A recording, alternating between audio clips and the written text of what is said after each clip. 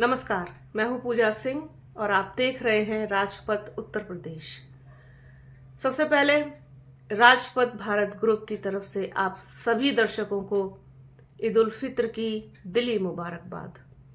इस देश में नहीं बल्कि पूरी दुनिया में अमन, शांति और भाईचारा कायम हो, ऐसी हम प्रार्थना करते हैं, दुआ करते हैं। इस वक्त के जो हालात पूरी दुनिया के हैं, दुनिया में शांति और प्रेम सौहार्द का संदेश जाए, लोग उस पर अमल करें, ऐसी मंगल कामना करते हैं।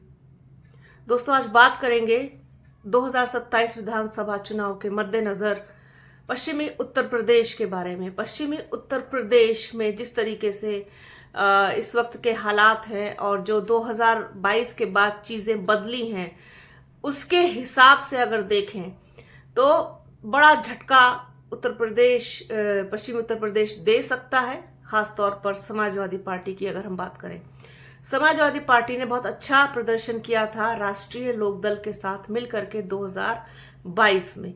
जिस तरीके से राष्ट्रीय लोकदल, जयंत चौधरी, अखिलेश यादव एक साथ थे, एक मंच पे थे, एक गाड़ी में थे, एक वैन में थे, एक बस में थे और दो लड़के, और जिस तरीके से RLD आई रे का गाना उधर चला था, उसने समा बांध दिया था। और उस वक्त बसपा बिल्कुल भी, मुझे लगता है कि बहुत सीरियसली 2022 का विधानसभा लड़ती हुई दिखाई नहीं दी थी और बहुत सीरियसली उस चुनाव को बसपा ने नहीं लिया था, जिसका नतीजा ये हुआ था कि उधर बिल्कुल हाथ खाली रह गए बसपा के। पूरे प्रदेश में केवल एक सीट बसपा को मिल पाई थी, बमुश्किल, वो भी क्योंकि उमाशंकर सिंह विधायक है रसड़ा से, और वो किस तरीके का एक प्रभाव अपने क्षेत्र में रखते हैं ये बताने की जरूरत नहीं है। इस बार 2027 के चुनाव में बसपा वो गलती दोहराना नहीं चाहती है। पूरी मजबूती के साथ, दमदारी के साथ वो 2027 का चुनाव लड़ने के लिए अपना इरादा बना चुकी है, अपनी कमर कस चुकी है। और आप देखेंगे कि मजबूती के साथ आपको लड़ती हुई भी दिखाई देगी। और हो सकता है कि किसी के साथ गठबंधन में भी चली जाए तो फिर आप और ज्यादा तस्वीर बदलती हुई पाएंगे। अगर असदुद्दीन ओवैसी की अमीम के साथ जाती है तो पश्चिम उत्तर प्रदेश में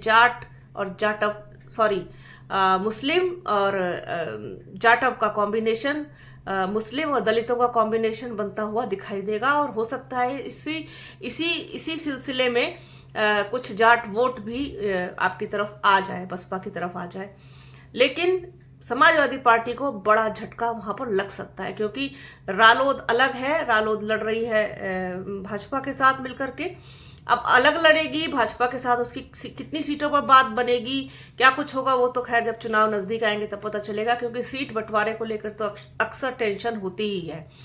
लेकिन रालोद का अपना प्रभाव है वहां पर, लोग जयंत चौधरी को बहुत मानते हैं और उसी वजह से समाजवादी पार्टी को भी काफी कह सकते हैं आप 2024 में भी और 22 में भी फायदा हुआ था। लेकिन अगर हम पश्चिम उत्तर प्रदेश की बात करें तो वहां पर समाजवादी पार्टी के लिए कुछ खास माहौल कभी रहा नहीं है। खास तौर पर जब मुजफ्फरनगर दंगे हुए उसके बाद से तो लोगों के मन में, लोगों के दिल में, दिमाग में जिस तरीके की छवि समाजवादी पार्टी के लिए बन गई है, उससे उबरना अभी संभव नहीं है। लोग उन दिनों को याद करते हैं, मुजफ्फरनगर दंगों की जो टीस है, जो जख्म है, अभी लोगों के दिलों में हरे हैं। और अगर हम मुजफ्फरनगर की से भी अलग बात करें, जैसे मेरठ की बात करें या दूसरी जगहों की, चाहे आप सहारनपुर हो, आपका बागपत हो, शामली हो, बड़ौत हो, बिजनौर हो, हापुड़ हो, ये वाली जो पूरी बेल्ट है जिसे हम पश्चिमी उत्तर प्रदेश की ग्रीन बेल्ट कहते हैं, गन्ना बेल्ट कहते हैं, जिसे हम जाट लैंड कहते हैं, उसमें समाजवादी पार्टी बहुत पॉपुलर कह लीजिए या लोकप्रिय कह लीजिए, उस तरीके से वो नहीं है। समाजवादी पार्टी से कहीं बेहतर लोग बहुजन समाज पार्टी को मानते हैं, बसपा सुप्रीमो मायावती को याद करते हैं। खासतौर पर अगर हम किसानों की बात करें तो किसानों के लिए कहीं मुफीद है बहुजन समाज पार्टी की, गन्ने का रेट से लेकर के और किसानों की समस्याएं, पानी, बिजली, खाद, ये सब चीजें बसपा ने बहुत अच्छी तरीके से, बसपा सुप्रीमो मायावती ने मैनेज की थी किसानों के लिए। क्योंकि जब भी बसपा सुप्रीमो मायावती मुद्दों की बात करती हैं तो किसानों का जिक्र किए बिना मतलब अपनी बात को कंप्लीट नहीं करती हैं। अभी उनके जन्मदिन पर जो प्रेस कॉन्फ्रेंस थी, उन्होंने खास तौर पर जाटों का जिक्र किया। अगर आप लोगों को याद हो वो वीडियो आपने देखा हो बसपा सुप्रीमो मायावती के जन्मदिन का प्रेस कॉन्फ्रेंस वाला, तो आप लोग देख पाएंगे कि उसमें कहा है, उन्होंने जाटों का जिक्र किया है, अच्छे से नाम लेके, जाटों का नाम लेकर के जिक्र किया है। तो ये चीज हो गई। और पश्चिमी उत्तर प्रदेश वैसे भी बसपा का गढ़ रहा है, बसपा का मजबूत गढ़ रहा है। पता नहीं क्यों बसपा 2022 में चूक गई, लेकिन 2027 में वो चूकना नहीं चाहती है। आप ये देखिए, मेरठ में एक बड़ी संख्या है बसपा के समर्थकों की, सहारनपुर में, बिजनौर में, मुजफ्फरनगर में, बागपत, शामली, इन सभी जगहों पर। ये मुझे बताने की जरूरत नहीं, आप लोग बखूबी जानते हैं कि पश्चिमी उत्तर प्रदेश में बसपा कितनी मजबूत है। सिर्फ और सिर्फ जरूरत है एक कदम बाहर निकालने की। वो कदम चाहे आकाश आनंद के रूप में हो, या फिर बहन जी के रूप में हो, या विश्वनाथ पाल के रूप में हो, वहां पर जाने भर की देर है। लोग वहां तैयार बैठे हैं बसपा को हाथों हाथ लेने के लिए। ये मैं आपको सच्चाई बता रही हूं। लेकिन अगर आप ये सोचें कि वहां तो है हमारा सब मजबूत है और वो आपको ऐसे ही मिल जाएगा, तो ये सबसे बड़ी गलतफहमी होगी। ऐसे नहीं मिलेगा, क्योंकि अब राजनीति का समय, राजनीति की दशा, राजनीति की दिशा, सब कुछ बदल चुकी है। पूरा सिनेरियो बदल चुका है। बहुत बड़ी संख्या में युवा मतदाता है और युवा चाहता है कि जो उनका नेता है उनके बीच हो, उनके साथ हो, उनके सुख में, दुख में, परेशानी में। मैं कहती हूँ बहुत बड़ी जनसभा आप मत कीजिए, सिर्फ कार्यकर्ताओं से मिल लीजिए, लोगों से मिल लीजिए, छोटी छोटी मीटिंग्स कर लीजिए। एक जिले में 3-3, 4-4 मीटिंग लगा करके आप लोगों से मिल लीजिए। आप देखेंगे कि पूरा माहौल आपके पक्ष में खड़ा होगा। लेकिन आप ये सोचें कि आपको सब कुछ सिर्फ बैठे बैठे ही हासिल हो जाएगा, क्योंकि मैं बहुत सच्ची और कड़वी बात कह रही हूँ। लाग लपेट करके और चाशनी में डुबो के शुगर कोटेड बातें करना मुझे नहीं आता।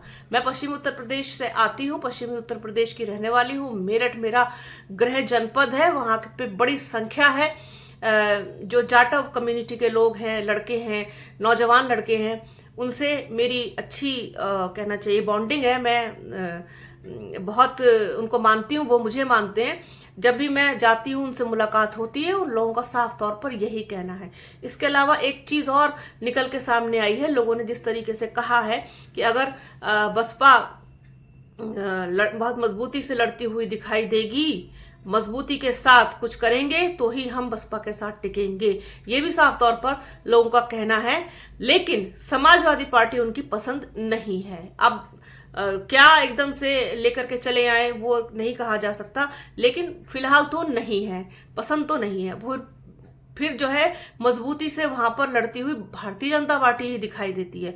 उसको टक्कर देने के लिए बसपा को पश्चिम उत्तर प्रदेश में सक्रिय होना पड़ेगा और बहुत मजबूती के साथ लड़ते हुए खुद को दिखाई देना पड़ेगा, तब जाकर के बात बनेगी। लेकिन समाजवादी पार्टी को बहुत मेहनत वहां करनी पड़ेगी।